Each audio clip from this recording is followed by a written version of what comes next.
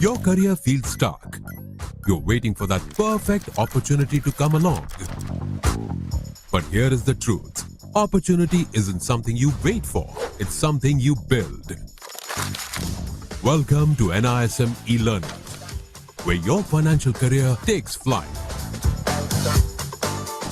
We are NISM's online learning platform. Whether you are starting fresh, switching careers, or sharpening your edge, we are here for you. Quality education, affordable pricing, zero barriers.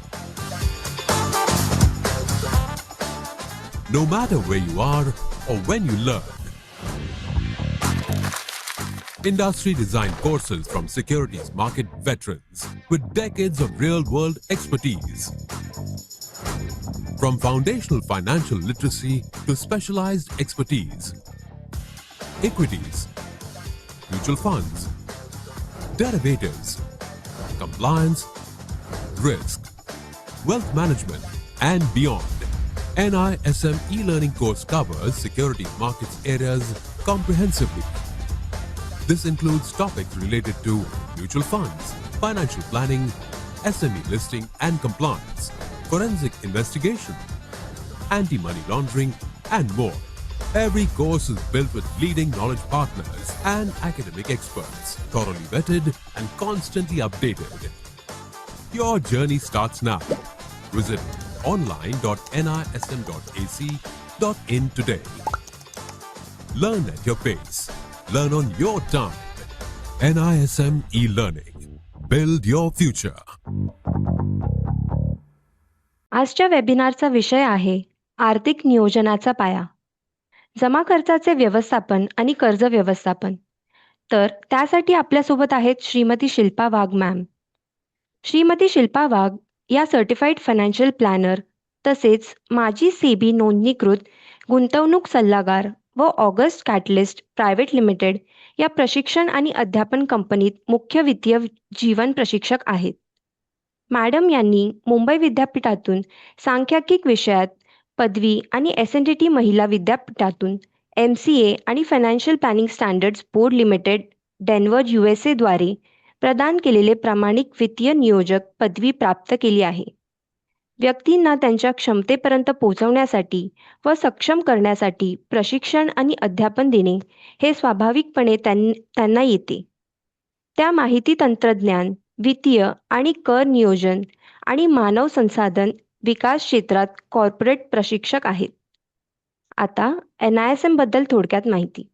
NISM ही 2006 मध्ये भारतीय securities मार्केट्सचे नियामक असलेले सेबीने स्थापन केलेली एक सार्वजनिक trust आहे.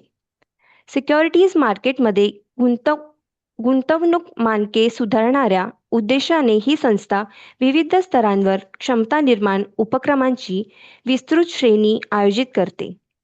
आता मी शिल्पा मॅडम यांना सेशन सुरू करण्याची विनंती करते.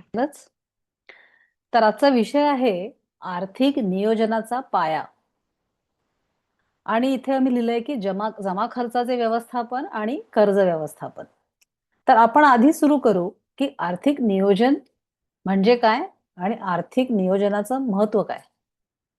तर फायनान्शियल प्लॅनिंग किंवा आर्थिक नियोजन ही एक अशी प्रोसेस आहे, ही एक अशी गरज आहे आजच्या काळाची की जिकडे आपल्याला जे काही आपली मिळकत येते त्यातून आपल्याला आपल्या जीवनाची उद्दिष्ट कशी पुरी करता येतील, आर्थिक उद्दिष्ट जास्त करून त्याच्याविषयी आपण ह्या इथे समजून घेतो.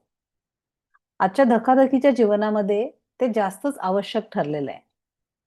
आपण सर्वजण जेव्हा नोकरी धंदे करतो किंवा काहीतरी उद्योगधंदा करतो आणि आपल्याला असं वाटतं की त्यातून आपल्याला जी मिळकत येते आहे त्या मिळकतीमुळे माझं आणि माझ्या कुटुंबाचं जे आर्थिक भविष्य आहे ते जास्तीत जास्त सुकर आणि समृद्ध व्हायला हवं.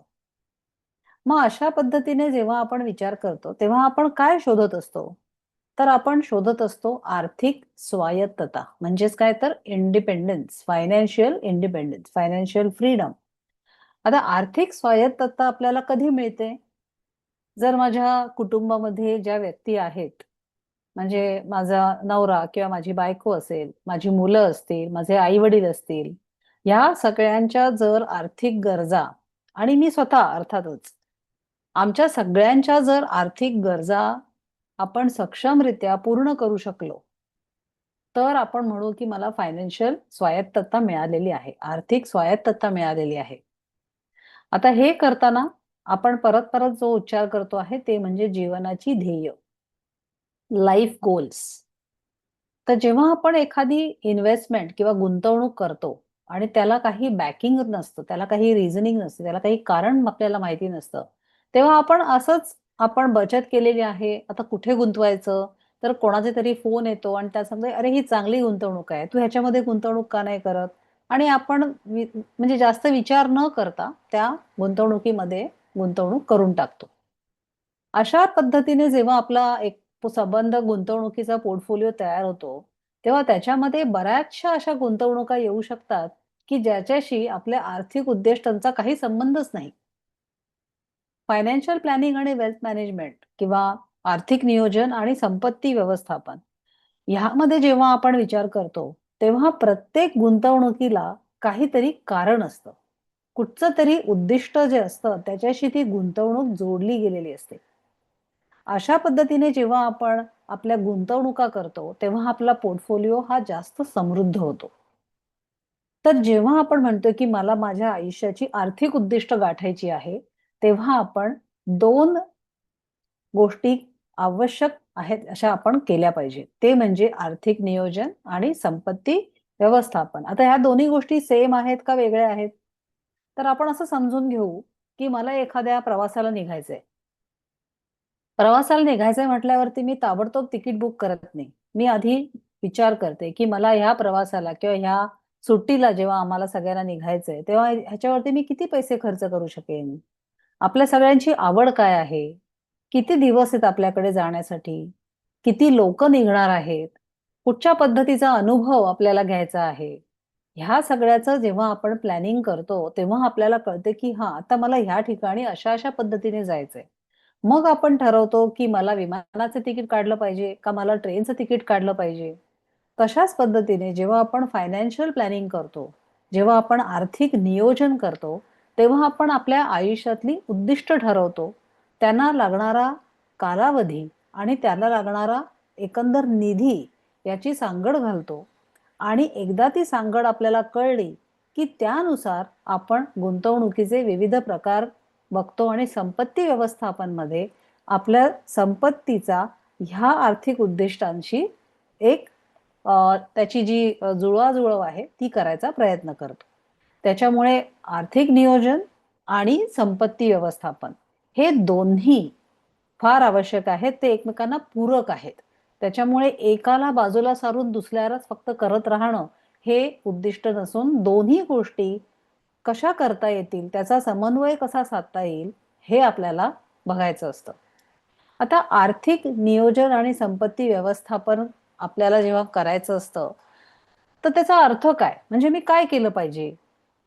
तर आपण 5 गोष्टी अशा करतो, की ज्याच्यामुळे आपण आर्थिकदृष्ट्या सबळ होऊ शकतो.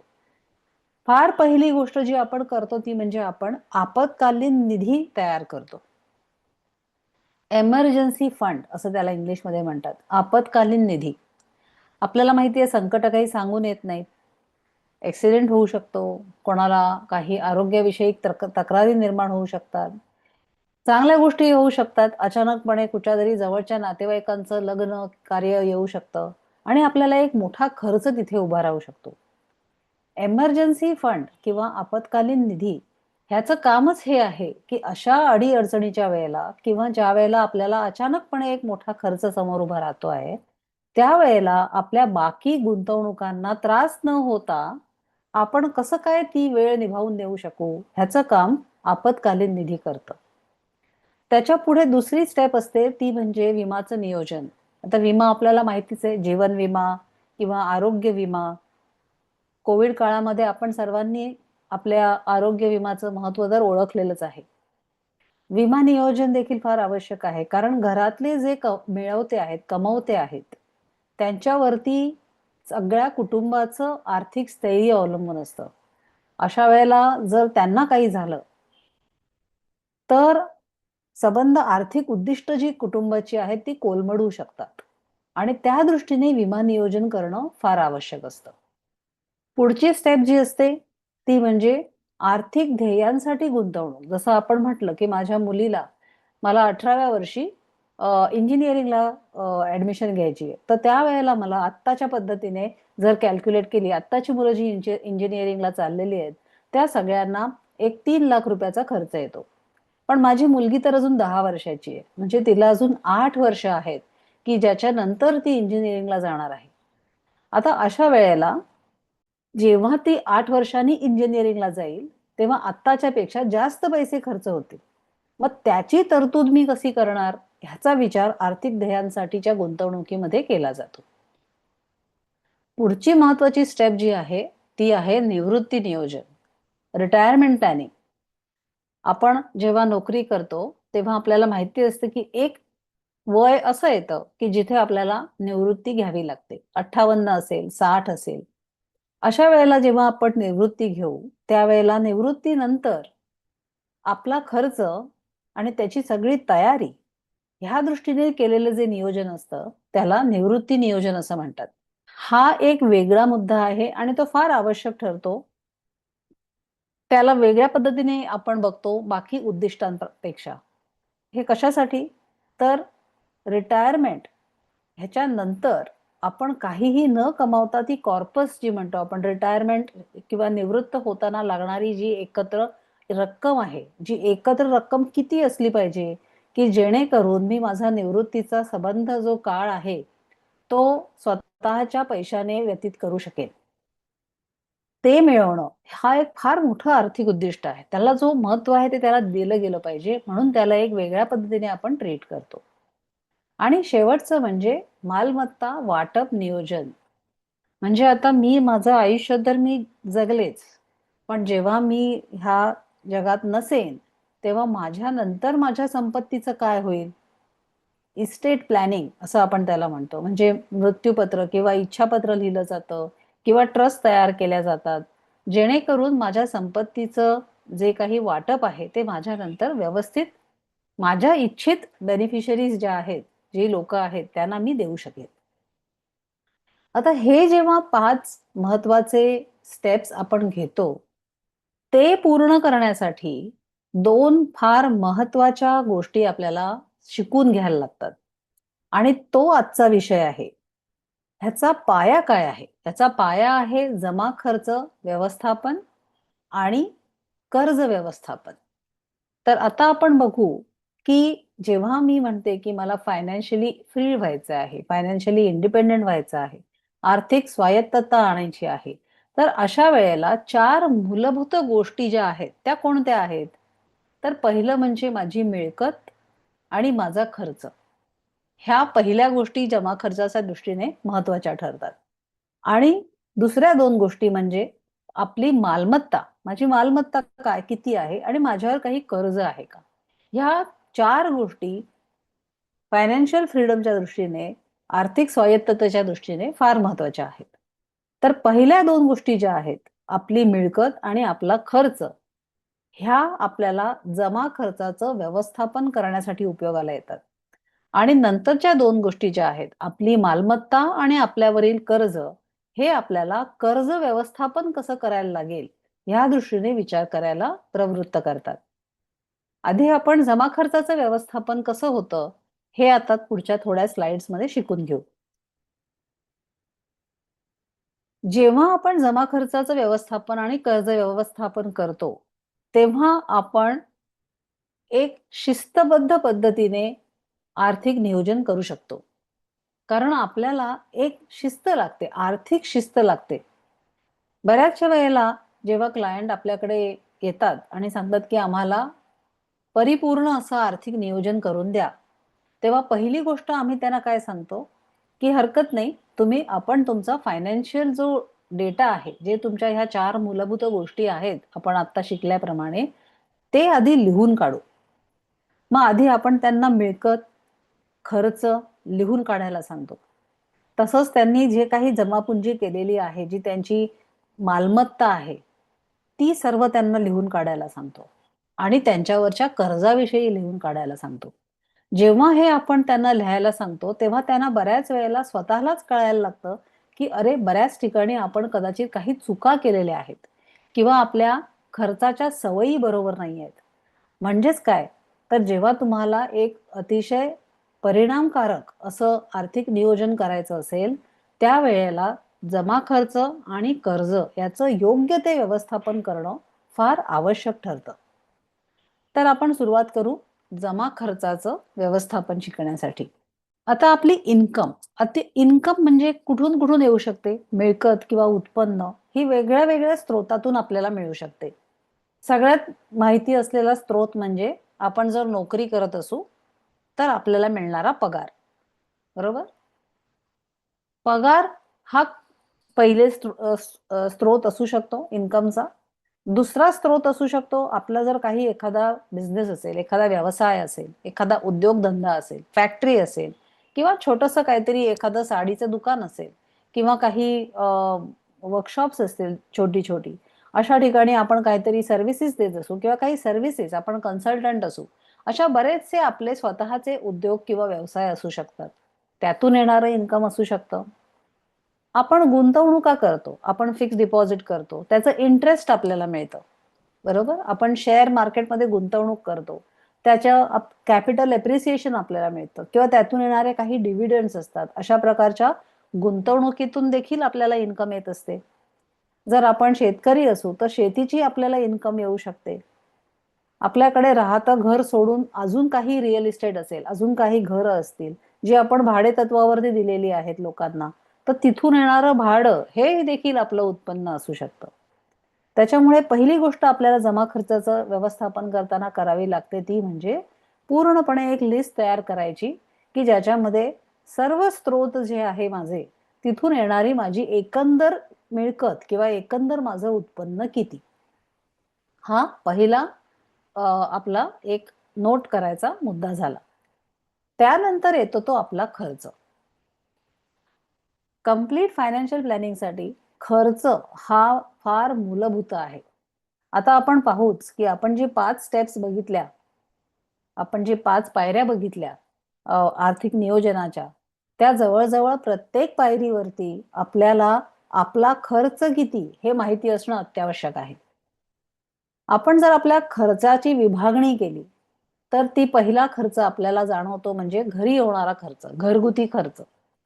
म्हणजे ते किराणाचं सामान असेल, प्रसाधनं, घराचं भाडं असेल, विजेचं बिल असेल, पाण्याचा कर असेल, पाण्याचं बिल असेल, प्रॉपर्टी टॅक्स असेल, औषधं, डॉक्टर, मोबाईल, इंटरनेट किंवा आपण गाडी असेल तर आपल्याला लागणारा जो काही कन्व्हेयन्सचा जो खर्च असतो, पेट्रोल वगैरे किंवा आपण ट्रेनने जात असू तर आपल्याला मासिक जो पास लागतो, त्या पासाचा, तिकिटाचा खर्च असेल.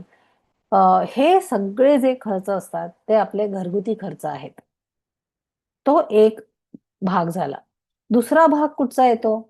आपल्यावरती काही लोकं आर्थिकदृष्ट्या अवलंबून आहेत. म्हणजे आपले आई-वडील असतील किंवा आपली भावंडं असतील, आपली मुलं असतील. ही मंडळी आपल्यावरती आर्थिकदृष्ट्या अवलंबून आहेत. म्हणजे मुलांचा शाळेचा खर्च असेल, त्यांच्या ट्युशनच्या फीज असतील, त्यांना कुठे तुम्ही क्लासला घातलं असेल, डान्स क्लासला घातलं असेल किंवा काही मॅथ्स वगैरे अशा काहीतरी गणिताच्या क्लासला घातलं असेल वेगळ्या पद्धतीच्या, स्विमिंगच्या क्लासला घातलं असेल, तर हा सगळा खर्च तुम्हाला लागत असतो. आई-वडिलांचा, औषधांचा किंवा इतर काही खर्च, त्यांच्या खाण्यासाठी देखील तुम्ही काही कॉन्ट्रिब्युशन करत असाल, तर तो खर्च देखील तुमच्याकडे असतो. भावंडांसाठी, भावंड लहान असतील, कॉलेजमध्ये जात असतील, त्यांचा खर्च देखील तुमच्यावर असू शकतो. तर हा झाला दुसरा भाग खर्चाचा. एक झाला घरगुती खर्च, दुसरा झाला आर्थिकदृष्ट्या आपल्यावरती अवलंबून असलेल्यांचे खर्च.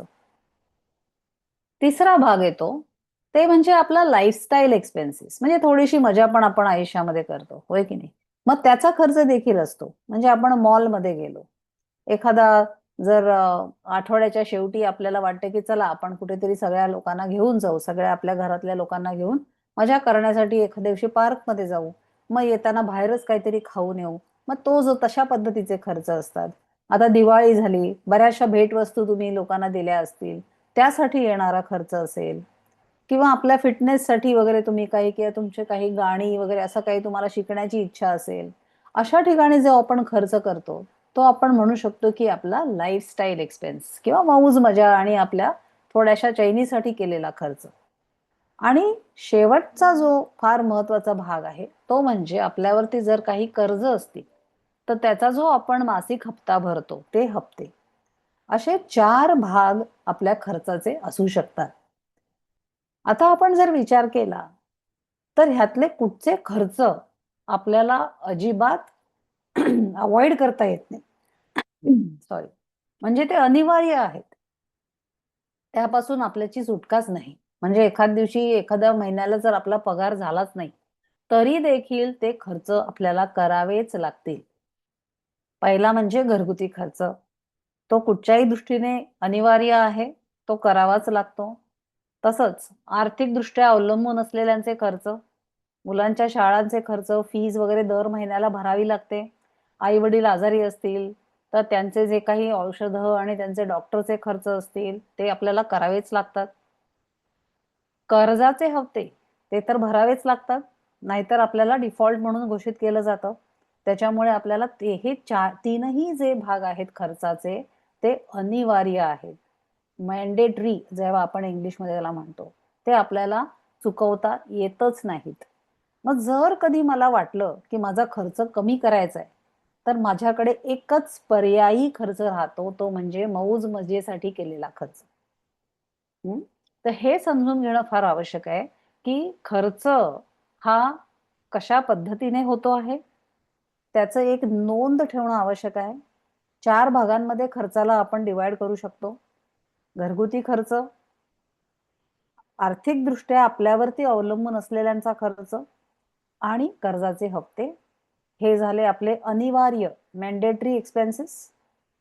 आणि चौथा लाईफस्टाईल एक्सपेन्स किंवा मौज मजेसाठी येणारा एक्सपेन्स हा जो आहे तो मात्र पर्यायी आहे. तो आपण काटछाट करू शकतो जर आपल्याला जास्त पद्धतीने खर्चावरती नियंत्रण आणायचं असेल तर.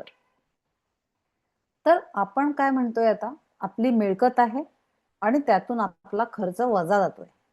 ही वजा गेल्यानंतर जी काही शिल्लक राहते ती राहते आपली मासिक शिल्लक. बऱ्याच वेळेला लोक म्हणतात की माझा पगार तर होतो पहिल्या आठवड्यामध्ये. पगार तर बँकेमध्ये येतो पण जेव्हा मी 3ऱ्या किंवा 4थ्या आठवड्याच्या सुरुवातीलाच माझी संबंध शिल्लक शून्य झालेली असते. काही राहतच नाही. तर अशा वेळेला आपण काय म्हणतो की मासिक शिल्लक ही फार कमी राहिलेली आहे. इंग्लिशमध्ये मासिक शिल्लक जी आहे त्याला म्हणतात इन्व्हेस्टिबल सरप्लस. म्हणजे गुंतवणुकीसाठी जी शिल्लक माझ्याकडे उपलब्ध राहील त्याला म्हणते मी मासिक शिल्लक. एक उदाहरण मी इथे दिलेलं आहे. जर एखाद्याची मिळकत महिना 50,000 असेल आणि त्याचा मासिक खर्च 35,000 असेल तर त्याची मासिक शिल्लक 15,000 रुपये राहील. बरोबर. हे गणित सांभाळणं फार आवश्यक असतं.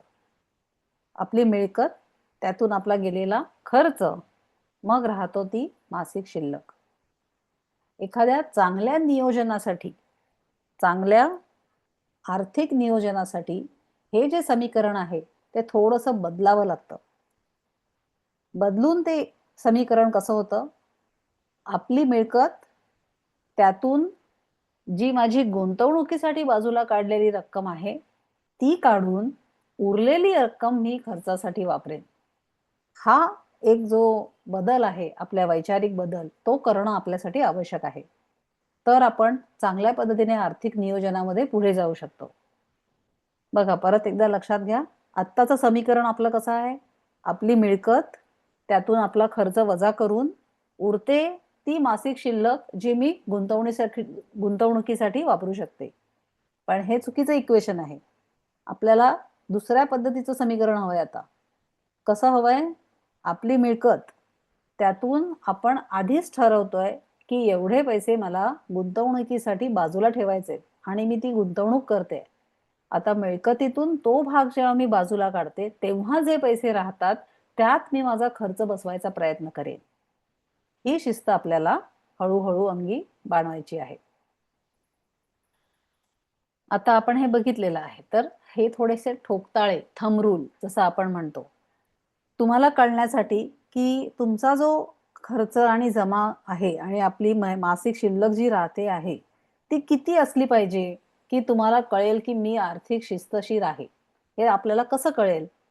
तर आपला खर्च जो घरगुती खर्च, मौज-मजेसाठीचा खर्च आणि आर्थिकदृष्ट्या अवलंबून असलेल्यांचे खर्च, हा सगळा खर्च मिळून आपल्या एकूण मिळकतीच्या 35% पेक्षा कमी असला पाहिजे. आपले जे कर्जाचे हप्ते आहेत, ते आपल्या एकूण मिळकतीपेक्षा 40% पेक्षा कमी असले पाहिजेत. जेव्हा असं होईल, तेव्हा आपली मासिक शिल्लक जी आहे, ते आपली एकूण मिळकतीच्या निदान 25% तरी राहील. म्हणजे बघा, एकाचा जर मासिक उत्पन्न ₹10,000 असेल, तर घरगुती खर्च, मौज-मजेसाठीचा खर्च आणि आर्थिकदृष्ट्या अवलंबून असलेल्यांचे खर्च, हे सर्व मिळून 3,500 पेक्षा जास्त असता कामा नये. त्याचा कर्जाचा हप्ता जो आहे, तो ₹4,000 पेक्षा जास्त असता कामा नये. म्हणजे त्याची सरतेशेवटी जी शिल्लक राहील, मासिक शिल्लक, ती 2,500 तरी मिनिमम राहील. ठीक आहे? तर हे ठोकताळे आपण लक्षात ठेवायला हवे.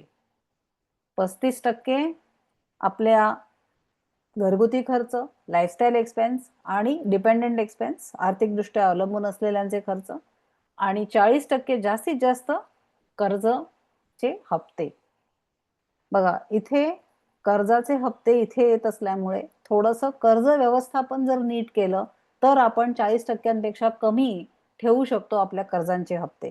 त्याच्यामुळे हे दोन्ही गोष्टी एकमेकांशी रिलेटेड आहेत, संबंधित आहेत. जमा खर्चाचं व्यवस्थापन आणि कर्ज व्यवस्थापन. पुढे बघूच आपण, पण एक गोष्ट तुम्ही जरा लक्षात ठेवल्यास बरं होईल. तर आता आपण एक एक्झाम्पल घेऊया, की मला मासिक शिल्लक वाढवायची आहे. तर माझी मासिक शिल्लक मी कशी वाढवणार? 2 गोष्टी करू शकते.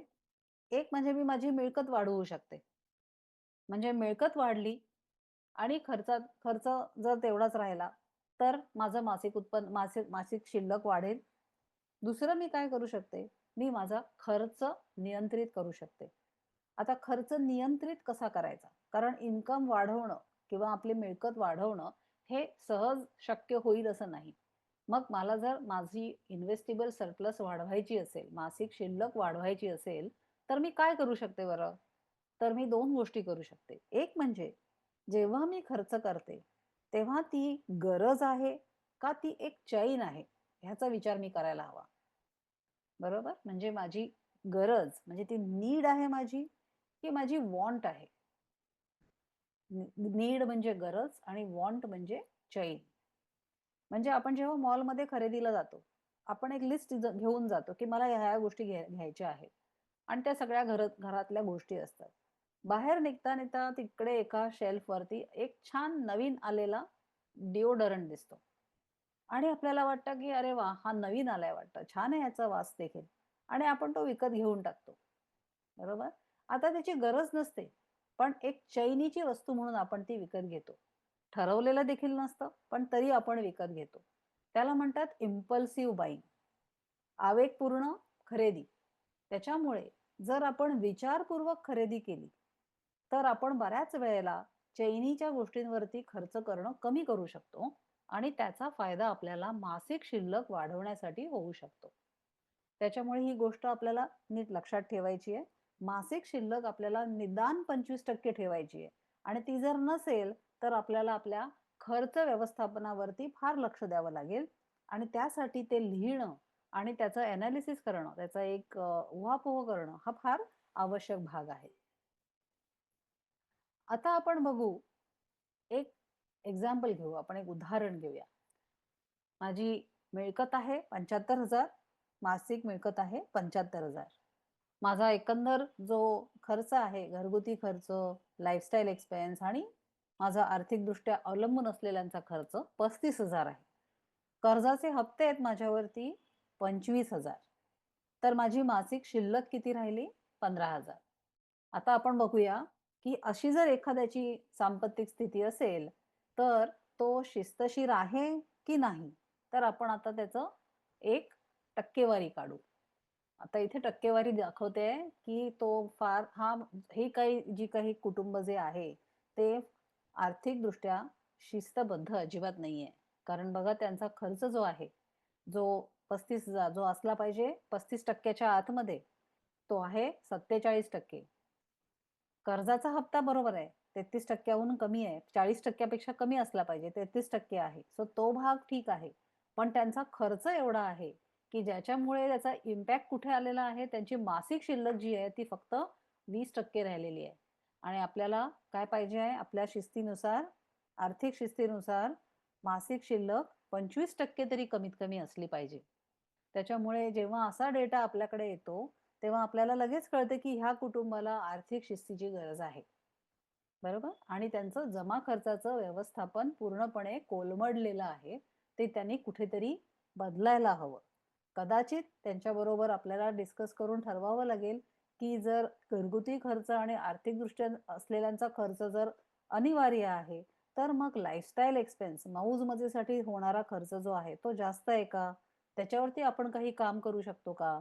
जेणेकरून आपण 47% वरून अजून थोडं खाली येऊ आणि हे 20% जे राहिलेले आहेत, ते आपण पुढे नेऊन त्याला 25% पर्यंत तरी आणू शकू. तर अशा पद्धतीचं डिस्कशन आपल्याला आपल्याला फायनान्शियल प्लॅनिंगमध्ये किंवा आर्थिक नियोजनामध्ये करावं लागेल. आता मी तुम्हाला सांगितल्यासारखं आपला खर्च ही फार मूलभूत गरज आहे. कशासाठी? तर जेव्हा आपण आर्थिक नियोजनामध्ये आपत्कालीन निधीविषयी बोलतो, तेव्हा आपण असं म्हणतो, की 6 महिन्याचा तरी खर्च आपल्याला निघायला हवा. जर एखाद्याची नोकरी गेली, तर त्याला 5 ते 6 महिने लागू शकतात नवीन नोकरी मिळून त्याचं परत उत्पन्न सुरू होण्यासाठी. त्याच्यामुळे जर आपण म्हणतो आपत्कालीन निधी, तर तो किती असला पाहिजे? तर आपण खर्चाचा आधार घेऊन म्हणतो, की मासिक खर्च गुणिले 6 कारण 6 महिन्याचं आपण प्लॅनिंग करून चाललोय इकडे आपत्कालीन निधीसाठी. विमा नियोजन. जेव्हा आपण म्हणतो, की घरातला जो मिळवता व्यक्ती असेल, म्हणजे ती नवरा असेल, बायको असेल, त्यांचं लाईफ इन्शुरन्स किती असलं पाहिजे. अशा वेळेला देखील जे आपण कॅल्क्युलेशन्स करतो, तिथे देखील आपला खर्च हे आपली एक मूलभूत आधार असतो. त्याच्यावरतून आपण पुढे कॅल्क्युलेशन करून ठरवतो, की एकंदर जीवन विमा किती असला पाहिजे. तसंच जेव्हा आपण रिटायरमेंट प्लॅनिंग, निवृत्ती नियोजनाविषयी बोलतो, तेव्हा देखील खर्च हा बेस ठरतो कॅल्क्युलेशनचा. का? कारण खर्च आपल्याला दाखवतो, की माझी जीवनशैली काय आहे? माझा खर्च करण्याची पद्धत काय आहे? ती पद्धत काही दरवर्षी चेंज होत नाही. तशीच साधारणपणे राहते. तर मग रिटायरमेंटमध्ये असताना म्हणजे निवृत्त झाल्यानंतर देखील माझी तीच जर जीवनशैली राहिली, तर त्या खर्चानुसार मला किती एकंदर कॉर्पस किंवा एकंदर निधी लागणार आहे निवृत्त होताना. त्याच्यामुळे अशा पद्धतीने तुम्ही बघाल, की खर्च हा अतिशय महत्त्वाचा मूलभूत अ, एक माहिती म्हणा किंवा इन्फॉर्मेशन आहे, जी आपल्याकडे अगदी असली पाहिजे. काय त्याच्यामध्ये काहीही संदिग्धता नसली पाहिजे, एम्बिग्युइटी नसली पाहिजे. तसंच मासिक शिल्लक हा दुसरा एक त्याच्यावरूनच आपण जो आपण म्हणजे कॅल्क्युलेट केलेला आहे, की मिळकतीतून जेव्हा खर्च गेला तेव्हा राहिली मासिक शिल्लक. इन्व्हेस्टिबल सरप्लस जसं त्याला आपण म्हणतो, तीच जर कमी असेल 25% पेक्षा, तर मला आर्थिक ध्येयांसाठी लागणारी गुंतवणूक करण्यासाठी किंवा निवृत्तीसाठी जो निधी लागणार आहे, त्याची जर तरतूद करायची झाली, तर माझ्याकडे जर पैसेच नसतील, तर मी गुंतवणूकच काय करणार? त्याच्यामुळे अशा ठिकाणी जमा खर्चाचं व्यवस्थापन हे अतिशय महत्त्वाचं ठरतं आणि तो एक फार चांगला मजबूत पाया आपल्याला देतो आर्थिक नियोजनासाठी. तर आता आपण बघितलं आर्थिक नियोजनासाठी व्यवस्थापन जमा खर्चाचं. तर आपण बघू तुमच्या लक्षात किती गोष्ट आहेत ते आणि आपण एक छोटासा पोल घेऊ इकडे.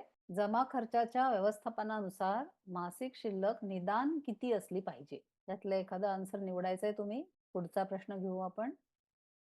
खालीलपैकी कुठचा खर्च अनिवार्य नाही? बरेच प्रकार पाहिले खर्चाचे. त्यातला कुठचा खर्च असा आहे, जो अनिवार्य नाही? घरगुती खर्च, कर्जांचे हप्ते, मौज-मजेचा खर्च आणि विम्याचे प्रीमियम. तर आता ह्याचं आपण उत्तर आपल्याला माहिती आहे. पहिल्या पहिल्या प्रश्नाचं उत्तर काय असेल?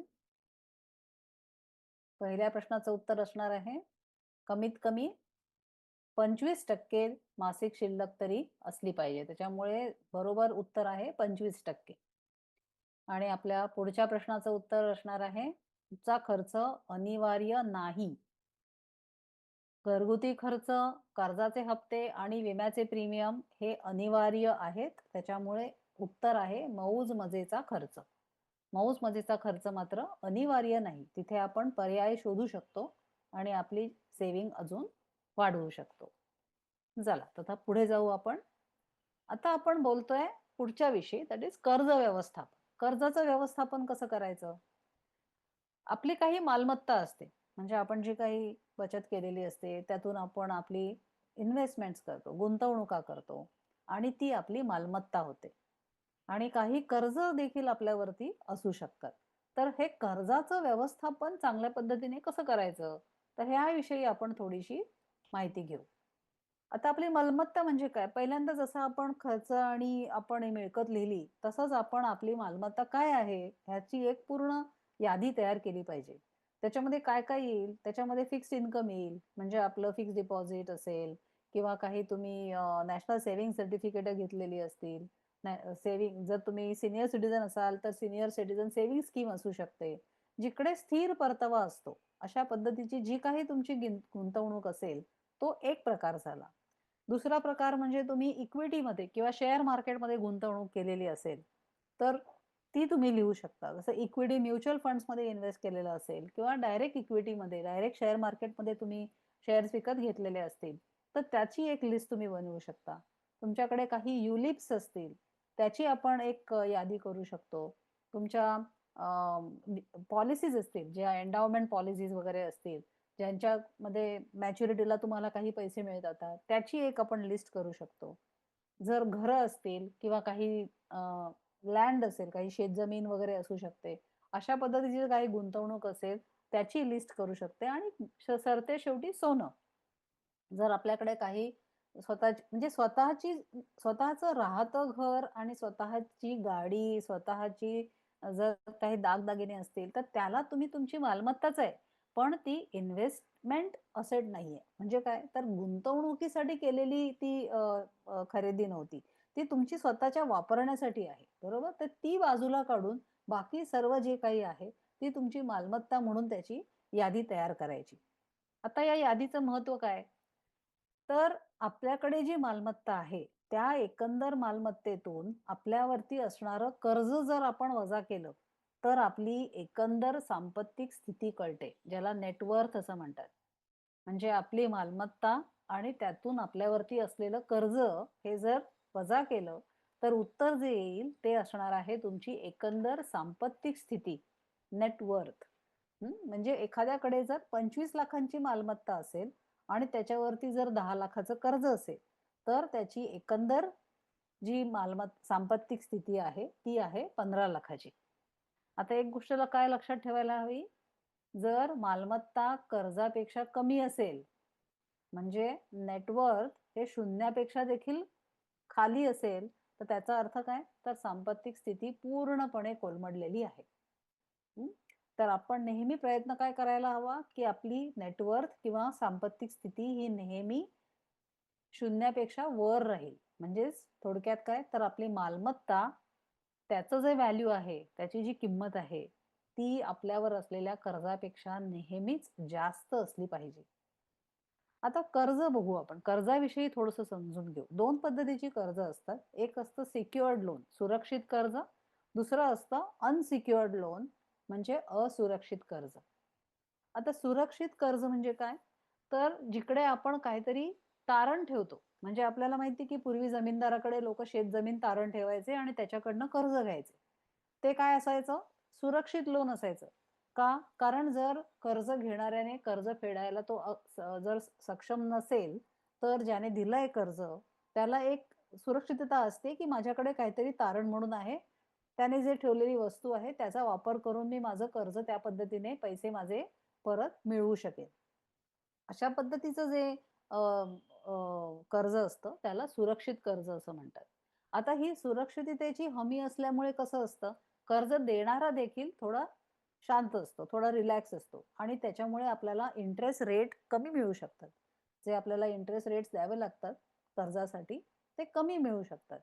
तसं एक्झाम्पल आता मी इथे दिलेलं आहे. कर्जाचे प्रकार काही मी सांगितलेले आहेत.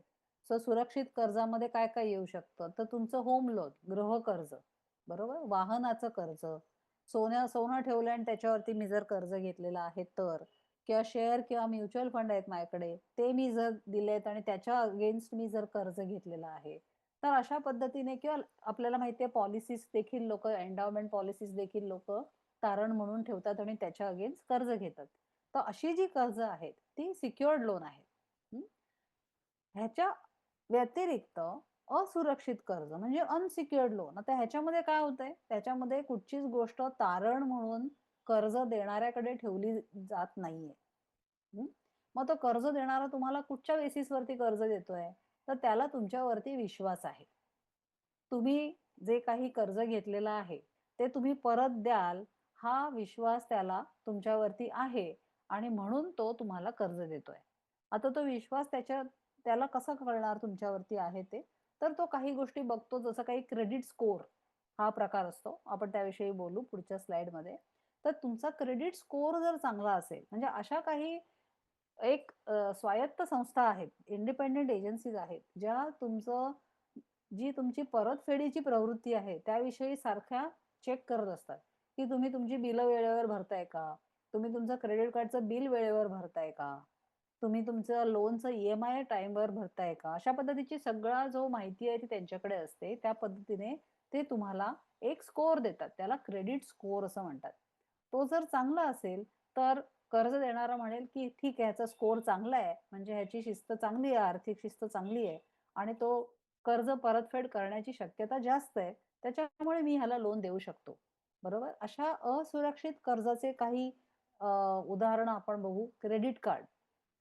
आपल्याकडे क्रेडिट कार्ड असतं. आपण त्याच्यावरती स्पेंडिंग करतो आणि नंतर मग एका दिवशी आपल्याला बिल येतं. त्याच्यात लिहिलेलं असतं, की तुमचं बिल एक ₹10,000 झालेलं आहे. मिनिमम किती तुम्ही 2,000 देऊ शकता. आता जर मी 10,000 चे 10,000 दिले, तर मला क्रेडिट कार्डचं कर्ज लागत नाही. पण जर मी कुठची पण 10,000 पेक्षा कमी परतफेड केली, म्हणजे किती मी 5,000च भरले आणि 5,000 तसेच ठेवले, तर जे 5,000 जे माझे पेंडिंग राहिलेले आहेत, ते क्रेडिट कार्ड लोनमध्ये गणले जातात. आणि ते सगळ्यात महत्त्वाचं म्हणजे ते फार महाग कर्ज आहे. क्रेडिट कार्ड कर्ज हे सगळ्यात महाग कर्ज आहे.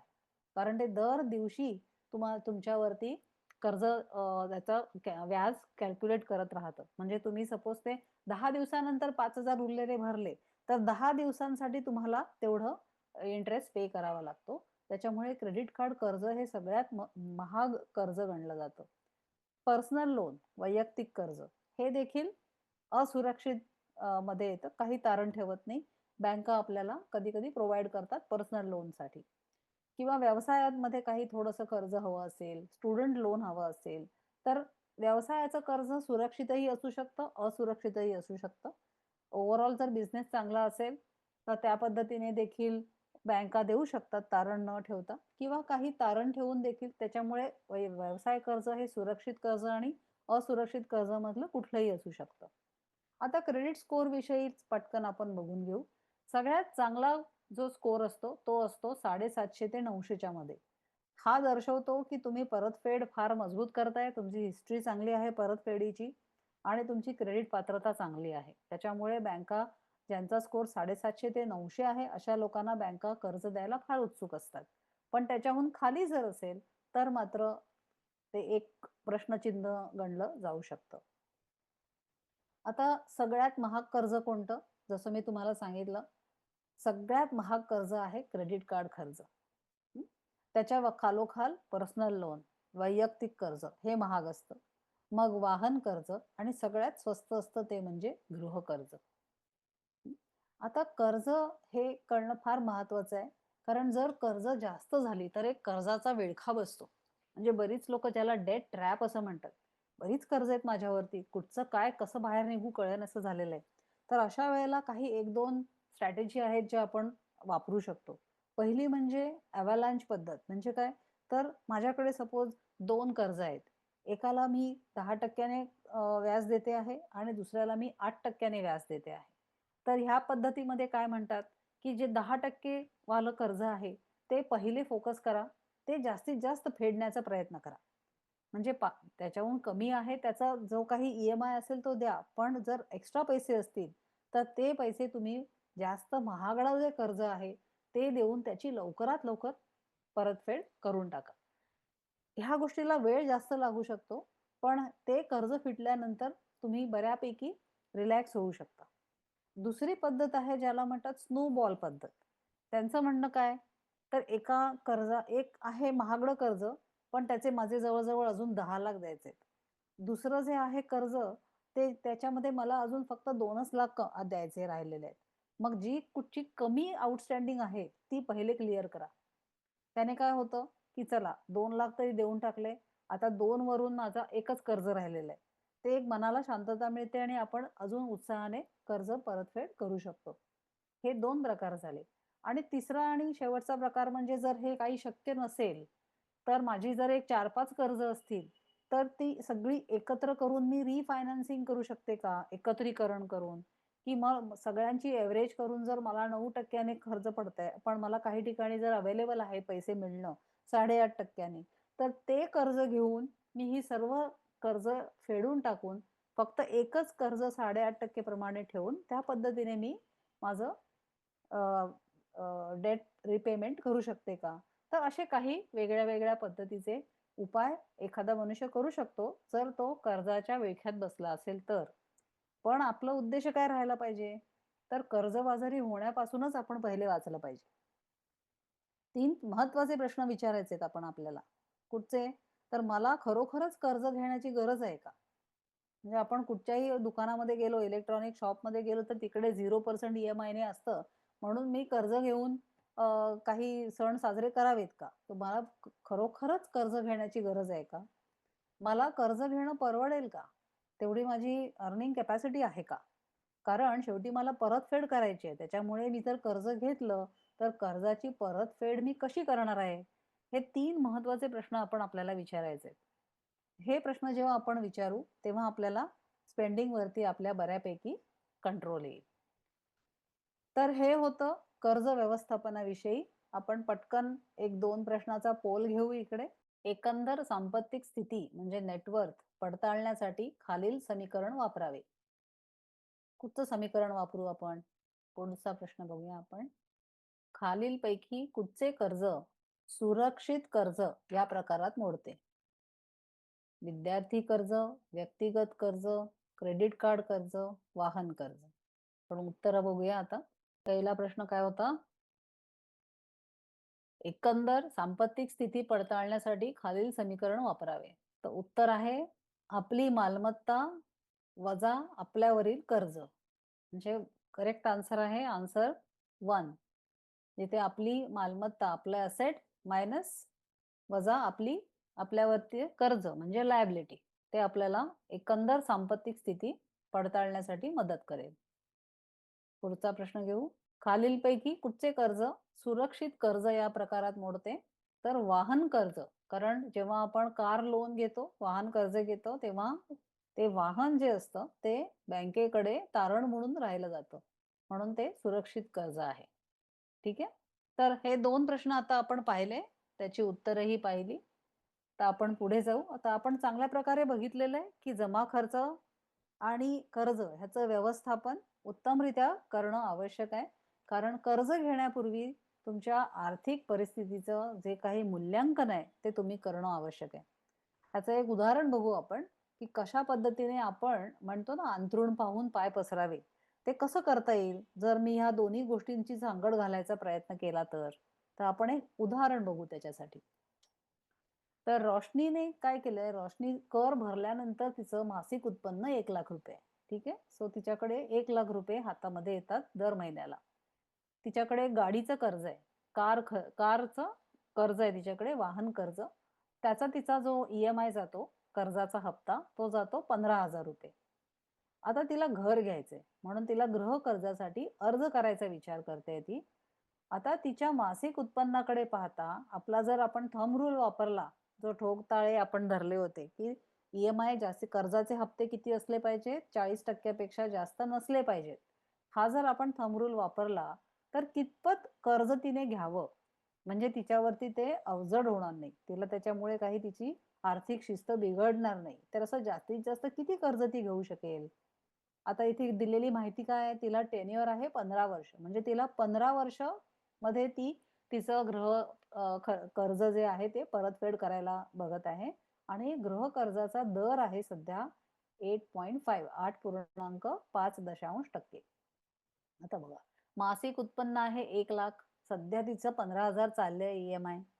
आता जर गृह कर्जाचा दर आणि कालावधी दिलेला आहे. आपला जो थंब रूल आहे 40%चा, त्या पद्धतीने 1,00,000वरती 40% म्हणजे जास्तीत जास्त 40,000 पर्यंत ती EMI देऊ शकते. त्याच्याहून जास्त तिने जाता कामा नये. त्यातले 15,000 तर ती आधीच देत आहे गाडीसाठी. म्हणजे राहिले किती? 40,000तून 15,000 मी जर वजा केले, तर जास्तीत जास्त EMI 25,000 रुपयाचा ती परवडू शकतो तिला. त्याच्याहून जास्त परवडू शकत नाही. आता जर फक्त 25,000 EMI देणं शक्य असेल 15 वर्षांसाठी, तर जास्तीत जास्त कर्ज म्हणजे 25 लाखच तिने घेतलं पाहिजे. 25,38,742 म्हणजे साधारणपणे 25 लाखाचं कर्ज तिने घेतलं पाहिजे. आता असं पद्धतीने चांगल्या पद्धतीने तिने व्यवस्थापन केल्यामुळे तिला माहिती आहे, की किती आपली क्षमता आहे कर्ज घेण्याची. उगाचच्या उगाच जर मी 50 लाखाचं कर्ज घेतलं, तर मला ते परतफेड करणं कठीण जाईल. त्याच्यामुळे माझा जो ठोकताळा आहे 40%चा, तिथून माझे एक्सपेन्सेस एकदम वर जातील. कदाचित ते 50% पर्यंत जाईल. जर ते मला घ्यायचंच असेल, तर मला काय करावं लागेल? त्याचा अर्थ मला माझे खर्च कमी करावे लागतील. कारण मला माझी मासिक शिल्लक कमी नाही करायची, कारण तिथे गुंतवणूक होते आहे.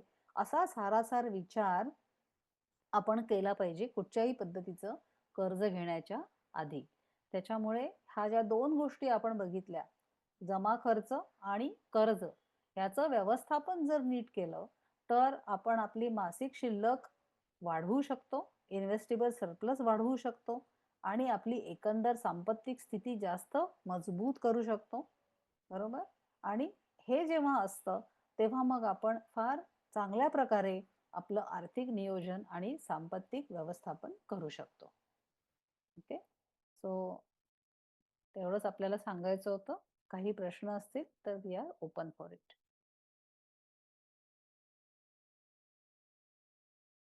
आता मी सहभागांना विनंती करतो, की त्यांनी त्यांची प्रश्ने Q&A सेक्शनमध्ये टाका. म्हणजे मॅम त्याची उत्तरं देतील. प्रश्न आलेला आहे, how to find the credit score for free? Free असं असं नाही आहे, पण काही ठिकाणी सिबिलमध्ये वगैरे ऑफकोर्स तुम्हाला मिळू शकतात. जर तुम्ही बँकांमध्ये वगैरे गेलात आणि एखाद्या लोनसाठी अप्लाय केला, तर ते देखील तुमचा क्रेडिट स्कोअर चेक करतात. त्याच्यामुळे ते देखील होऊ शकतं. For retired person also financial planning is needed? हो, नक्कीच. जर एखादा मनुष्य रिटायर झाला असेल, म्हणजे आपण असं अज्युम करू की त्याची आत्ताच रिटायरमेंट झालेली आहे आणि त्यांना काहीतरी त्यांचं जे काही जमापुंजी त्यांनी एवढ्या वर्षांमध्ये घेतलेली आहे, तर एक 40-50 लाख त्यांना मिळालेत. तर त्यांना आता बघायचं आहे की आत्ता 60व्या वर्षापासून मी 80 वर्षापर्यंत जर जिवंत राहिलो, तर पुढच्या 20 वर्षामध्ये ह्या 50 लाखाचं जे काही फायनान्शियल प्लॅनिंग आहे ते कसं करावं? माझा जो खर्च आहे, माझा जो लाईफस्टाईल आहे किंवा आता पुढे जाता-जाता जर माझी तब्येत नीट नाही राहिली, तर काही मेडिकल इश्यूज आले किंवा मला काही एस्पिरेशन्स असतील, की मला गावाला जाऊन घर बांधायचंय, तिथे शांतपणे राहायचंय, तर कशा पद्धतीने हे 50 लाख वापरले गेले पाहिजेत. त्याच्यामुळे फायनान्शियल प्लॅनिंग रिटायर लोकांसाठी देखील तेवढंच आवश्यक आहे. इन्शुरन्स प्रीमियम, आता हे चांगला प्रश्न विचारलेला आहे, की खर्चामध्ये इन्शुरन्स प्रीमियम कुठे येतात? बघा, खर्च म्हणजे काय? तर ती वस्तू आपण एखादी निघून जाते आपल्याकडनं, बरोबर? ते पैसे जे असतात ते आपल्याकडनं निघून जातात. आता हेल्थ इन्शुरन्स, कार इन्शुरन्स ह्यापैकी जे विम्याचे आहेत ते खर्चामध्ये येतात.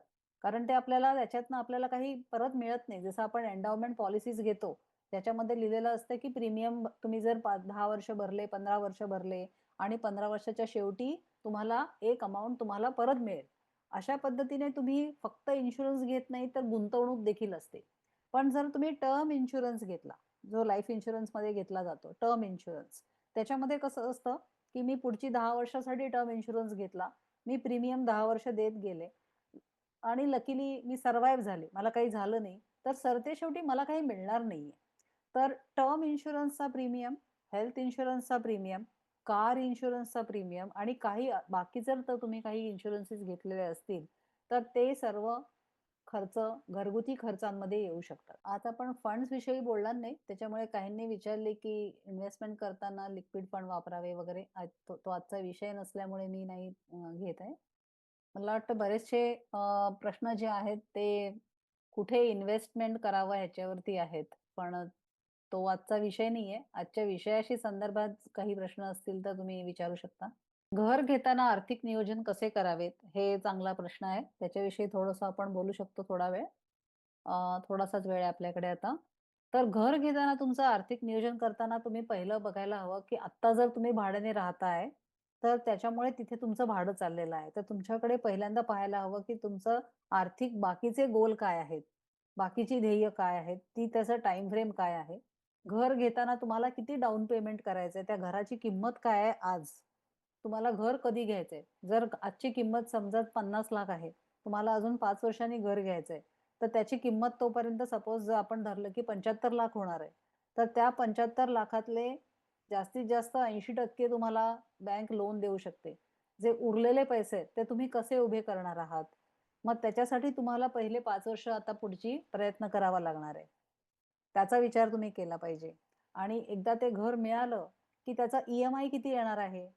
आता तो तुमच्या आर्थिक शिस्तीमध्ये बसतोय का? जसं आपण रोशनीचं एक्झाम्पल बघितलं. तर माझी एकंदर मिळकत जी आहे, त्याच्यामधून जर 40% पर्यंत जर लिमिट मी ठेवायचं ठरलं, तर त्याच्यामध्ये ते ई-एम-आय बसणार आहे का? कारण 5 वर्षानंतर तुमचा ई-एम-आय सुरू होणार आहे आणि त्याचा इम्पॅक्ट बाकीच्या माझ्या आर्थिक ध्येयांवरती कसा होणार आहे, ह्याचं तुम्हाला एक नियोजन करावं लागेल. मला वाटतं झाले जास्त सगळे प्रश्न फंड्सवरती आहेत, ते नाही घेऊ शकत मी. थँक